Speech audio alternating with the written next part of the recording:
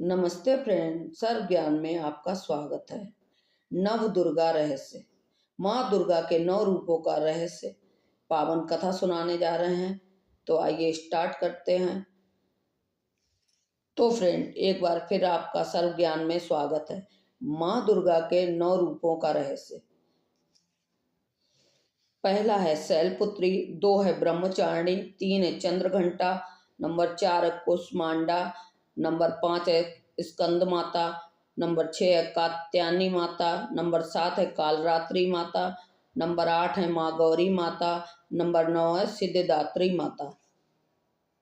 पर्वतराज हिमालय की पुत्री होने के कारण पार्वती माता को शैलपुत्री भी कहा जाता है। ब्रह्मचारिणी अर्थात जब उन्होंने तपस्या द्वारा भगवान शिव को पाया था। चंद्रघंटा अर्थात जिनके मस्तिष्क पर चंद्र के आकार का तिलक है, ब्रह्मांड को उत्पन्न करने की शक्ति प्राप्त करने के कारण उन्हें कुष्मांडा कहा जाता है। उदर से अंड तक वे भी अपने भीतर ब्रह्मांड को समेटे हुए हैं, इसलिए कुष्मांडा कहलाती हैं। कुछ लोगों के अनुसार कुष्मांडा नाम के एक समाज द्वारा पूजित होने के कारण कुष्मांडा कहलाई। पार्वती के पुत्र कार्तिकेय का नाम स्कंद भी है, इसलिए वे स्कंद माता कहाई जाती हैं।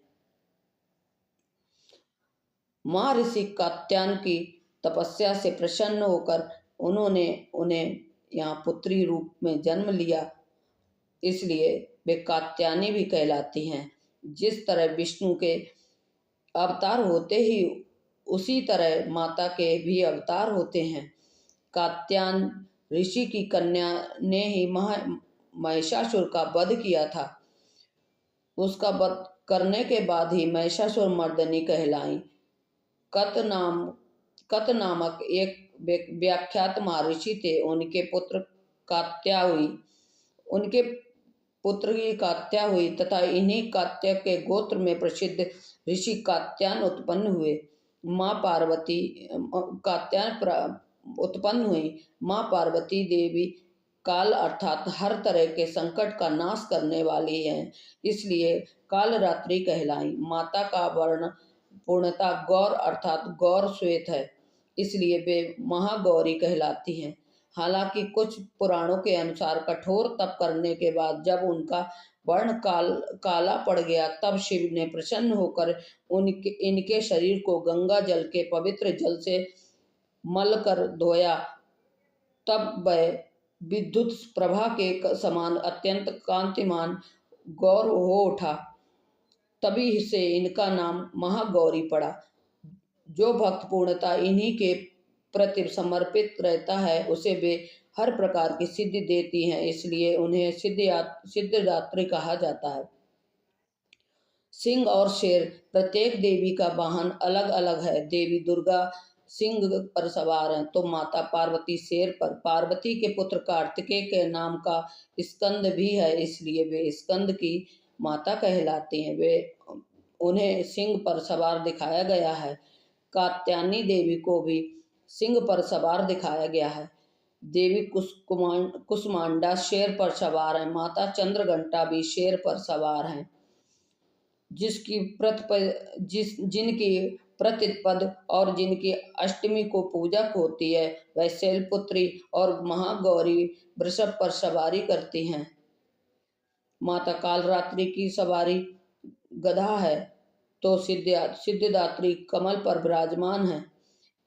एक कथा अनुसार शिव को प्रतिरूप में पाने के लिए देवी पार्वती ने हजारों वर्ष तक तपस्या की। तपस्या से देवी शामली हो गई। भगवान शिव से विवाह के बाद एक दिन जब शिव पार्वती साथ बैठे थे, तब भगवान शिव ने पार्वती से मजाक करते हुए काली कह दिया था। देवी पार्वती को भगवान शिव की यह बात चुभ गई और कैलाश छोड़कर वापस तपस्या करने में लीन हो गई। इस बीच एक भूखा शेर देवी को खाने की इच्छा से वहां पहुंचा, लेकिन तपस्या में लीन देवी को देखकर वह चुपचाप बैठ गया। शेर सोचने लगा कि देवी कब तपस्या से उठे और उन्हें और वह उन्हें अपना आहार बना ले। इसी बीच कई साल बीत गए, लेकिन शेर अपनी जगह से हटा नहीं।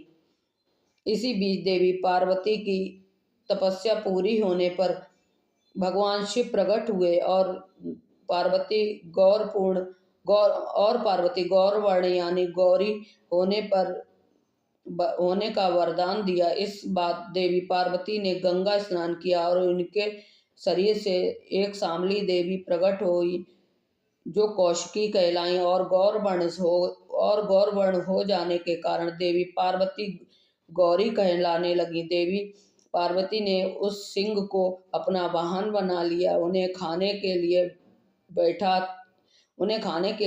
था। इस कारण यह था कि सिंह ने देवी को खाने की प्रतीक्षा में उन पर नजर टिकाए रखकर वर्षों तक उनका ध्यान किया था। देवी ने इस सिंह की तपस्या मान लिया और अपनी सेवा में ले लिया। इसलिए देवी पार्वती के सिंह और वृष दोनों वाहन माने जाते हैं। आज हम आपको पूरे विस्तार से नवरात्र और इससे जुड़ी कहानी के बारे में बताने जा रहे हैं।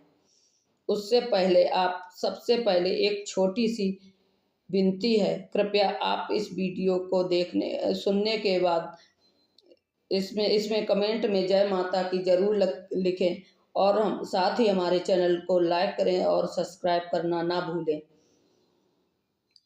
कथाओं के अनुसार महिषासुर नाम का एक राक्षस था। कठोर तप करके महिषासुर ने ब्रह्मा जी को प्रसन्न कर लिया। महिषासुर की तपस्या से खुश होकर ब्रह्मा जी ने उन्हें अमर होने का वरदान दे दिया। ब्रह्मा जी ने मिले वरदान के कारण महिषासुर का अत्याचार दिनों दिन बढ़ने लगा। एक रोज महिषासुर ने देवताओं पर आक्रमण कर दिया। उसके अत्याचार से परेशान होकर देवताओं ने विष्णु और महेश का आह्वान किया।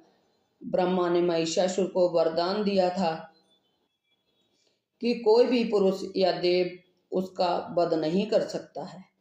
ऐसे में ब्रह्मा, विष्णु और महेश ने आदिशक्ति का आवाहन किया, जिसके बाद मां आदिशक्ति देवी दुर्गा का रूप में प्रकट हो गई। 9 दिनों तक देवी दुर्गा और महिषासुर के बीच भयानक युद्ध हुआ। 10वें दिन मां दुर्गा ने दुष्ट राक्षस महिषासुर का वध किया, जिसके उपलक्ष्य में हर साल नवरात्रि का पर्व मनाया जाता है और पूरे विधि विधान से दुर्गा पूजा का उत्सव मनाया जाता है। तो दोस्तों, माता रानी की कथा सुनने के बाद जयकारा अवश्य लगाएं और माता रानी आपके सारे कष्टों को दूर करेगी। माता रानी आप सभी को खुश रखे, स्वस्थ रखे, मस्त रखे और सभी दुखों से दूर रखे। फिर से मिलेंगे दोस्तों। आज के लिए बस इतना ही। Thanks for watching.